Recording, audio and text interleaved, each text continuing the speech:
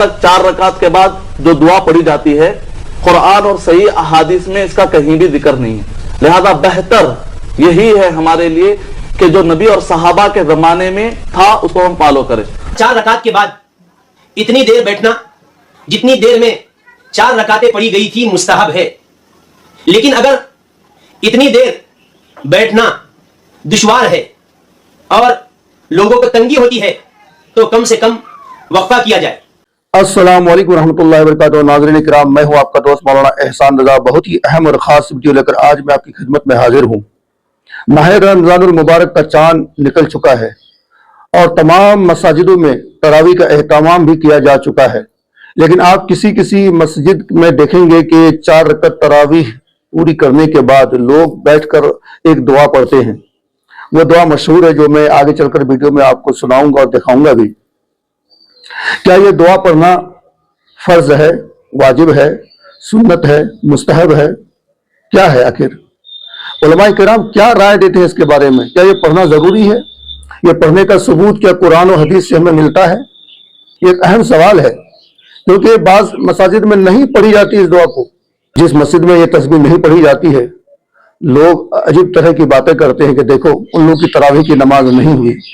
کیا یہ دعا نہیں پڑھنے سے، یہ تسبیح نہیں پڑھنے سے تراویح کی نماز پہ کچھ فرق پڑتا ہے یا نہیں پڑتا ہے؟ چلیے پہلے اس ویڈیو کو دیکھ لیتے ہیں کہ علماء کیا رائے دیتے ہیں اس کے بارے میں۔ بہت سارے علماء کا میں ویڈیو دکھاتا ہوں آپ کو، دیکھ لیجئے مکمل ویڈیو کو، پھر میں انشاءاللہ ویڈیو کے آخر میں خلاصہ کر دوں گا کہ یہ تسبیح پڑھنی چاہیے کہ نہیں چاہیے۔ چلیے پہلے ویڈیو کو دیکھتے ہیں۔ تسبیح کی ہر 4 رکعت پر ایک تسبیح پڑھی جاتی ہے جس کو تسبیح تراویح کہتے ہیں۔ یاد رکھیے، سبحان ذی الملک والملکوت، سبحان ذی العزت والعظمت والہیبت والقدرت والکبریاء والجبروت، یہ جو اخیر تک کی تسبیح ہے اس کا پڑھنا مستحب ہے۔ اگر کسی کو یاد نہ ہو تو پھر ربنا آتنا فی الدنیا حسنہ وفی الآخرۃ حسنہ وقنا عذاب النار پڑھ لے، اور اگر یہ بھی کسی کو یاد نہ ہو تو پھر ایسی صورت میں یا ربنا یا ربنا یا ربنا پڑھ لے، اور اگر یہ بھی یاد نہ ہو تو کوئی تسبیح پڑھنا لازم اور ضروری نہیں ہے۔ تراویح میں 4 رکعتوں کے بعد بیٹھ کر دعا پڑھنا کیا ضروری ہے؟ 4 رکعت جتنا بیٹھنا مستحب ہے، اس کو تربیح بولتے ہیں۔ بہار شریعت جلد پہلی پیج نمبر 609 مسئلہ نمبر 13، ہر 4 رکعت پر اتنی دیر تک بیٹھنا مستحب ہے جتنی دیر میں 4 رکعتیں پڑھیں۔ 5ویں تربیح اور وتر کے درمیان اگر بیٹھنا لوگوں پر گرا ہو تو نہ بیٹھے۔ تو یہ تو کہیں بھی نہیں دیکھا کہ جتنی دیر میں 4 رکعتیں پڑھی اتنی دیر بیٹھے، تھوڑا سا بیٹھتے ہیں، چلو نہ بیٹھنے سے تو اچھا ہی ہے کہ بیٹھتے ہیں۔ تو اس میں جو چاہے پڑھے، نفلیں بھی پڑھ سکتے ہیں، تلاوت بھی کر سکتے ہیں اس دوران، اور یہ ہمارے جو دعا مشہور ہے تراویح کی وہ بھی پڑھی جا سکتی ہے کہ وہ بھی اللہ تعالیٰ کی حمد ہے۔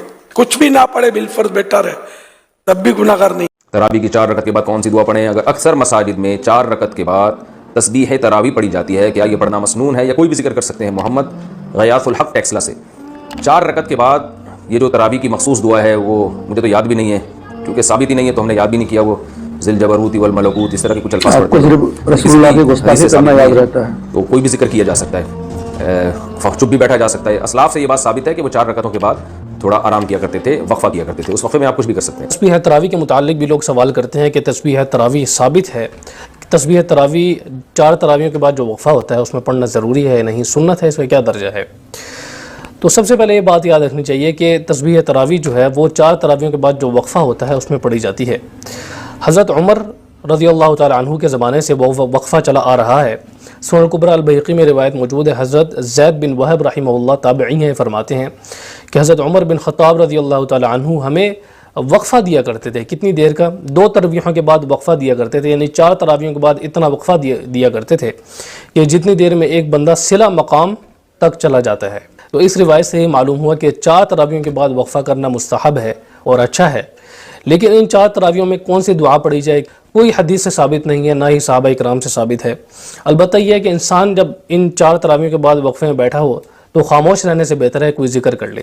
بہت زیادہ مشہور و معروف ہے اور لوگ اس کو سنت سمجھ کر پڑھتے ہیں، یعنی سبحان ذی الملک والملکوت، اس طرح کی کچھ دعائیں، سبحان الملک القدوس والجبروت، اس طرح کی کچھ دعائیں ہیں تو یہ دعا یاد رکھیے، اس کا پڑھنا سنت نہیں ہے، یہ اللہ کے نبی صلی اللہ علیہ وسلم سے ثابت نہیں ہے۔ 4 رکعت کے بعد آپ کچھ بھی اللہ کے سامنے مانگ سکتے ہیں، کوئی بھی دعا پڑھ سکتے ہیں آپ، ربنا آتنا فی الدنیا، یہ آپ کو یاد ہے، یہ پڑھ سکتے ہیں، درود شریف پڑھ سکتے ہیں۔ تھوڑی سی دیر ٹھہرنا چاہیے، اور جب تک ہم ٹھہرے تب تک کچھ مانگتے رہے۔ تو میں اس لیے بتا رہا ہوں کہ لوگ اس کو سنت سمجھ کر پڑھ رہے ہیں، اس لیے لوگوں کو بتائیں کہ بھائی سنت نہیں، اور اس کے لیے ضروری ہے کہ اس ویڈیو کو دوستوں میں ضرور شیئر کریں۔ بہت شکریہ۔ تک 4 رکعت کے بعد جو دعا پڑھی جاتی ہے، قرآن اور صحیح احادیث میں اس کا کہیں بھی ذکر نہیں ہے، لہذا بہتر یہی ہے ہمارے لیے کہ جو نبی اور صحابہ کے زمانے میں تھا اس کو ہم فالو کریں، اور اگر کوئی الحمدللہ نبی اور صحابہ کے زمانے ثابت کر دیتا ہے، مجھے بھی فالو کرنا چاہیے، آپ کو بھی فالو کرنا چاہیے۔ Briefly answering, this dua is not found in any authentic hadith at all from English مجھے تھوڑی تھوڑی سمجھ میں آتی ہے، پھر بھی سنا رہا ہوں آپ کو، جو لوگ انگلش پڑھنا لکھنا جانتے ہیں وہ اس کو سن کر کے سمجھیں۔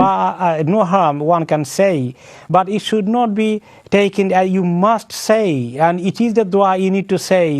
This kind of fixing it, which is not in the hadith, has no necessity at all.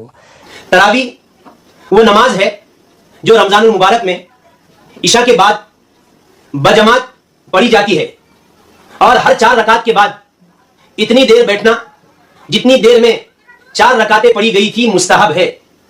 لیکن اگر اتنی دیر بیٹھنا دشوار ہے اور لوگوں کو تنگی ہوتی ہے تو کم سے کم وقفہ کیا جائے۔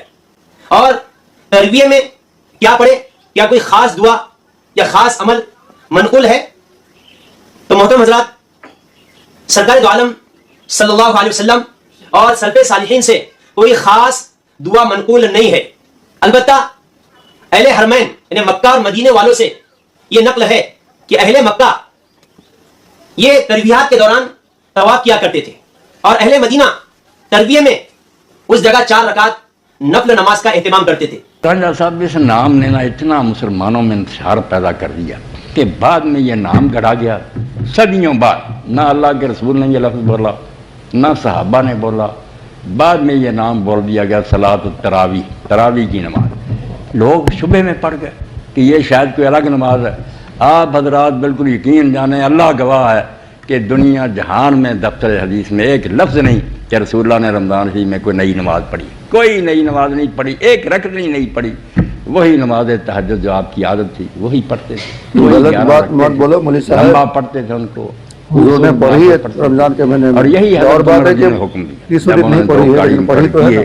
پہلے انتشار تھا کہ لوگ اکیلے اکیلے پڑھتے یا 2 3 مل کر کئی جماعتیں الگ الگ کرتے، انہوں نے کہا یار اگر اس وقت ہی تم نے پڑھنی ہے تو بہتر ہے کہ میں تمہیں ایک امام پر اکٹھا کروں۔ پھر ایک دن آئے جماعت ہو رہی، آپ نہیں شامل ہوتے تھے، نہ حضرت علی ہوئے نہ عثمان ہو، کبھی اس جماعت میں شامل نہیں ہوئے۔ اب انہوں نے یہ شروع کیا کہ 4 رکعتیں جب پڑھتے تھے نا، اس کے بعد بیٹھنا شروع کیا، اس کو عربی میں کہتے ہیں ترویحہ، راحت کرنا، ذرا آرام کر لینا، لیٹ لے، ذرا سستا لے، ترویحہ 4 رکعتوں کے بعد۔ مگر وہ عرصہ اتنا ہی تھا، اب بھی کتابوں میں لکھا عمل نہیں کرتے، ایک بات گلے میں پڑ گئی ہے نبھا نہیں سکتے، کہ لکھا تو یہ ہے کہ ترویہ اتنا لمبا کرو جتنی دیر میں 4 رکعتیں پڑھی، جتنا ٹائم 4 رکعتوں کا لگا نا، نفل پڑھو، بیٹھے رہو، لیٹ جاؤ، نیا وضو کر لو، راحت کرو۔ مگر انہوں نے دیکھا ہے سارا ٹائم بہت، اب اتنا ہی ہے، سبحان ذی الملک والملکوت، بس یہ پڑھتے ہیں، اپنی طرف سے جعلی ایک تسبیح بنائیے، کہیں اللہ کے رسول نے نہیں بنائی، وہ پڑھ کر نہ پھر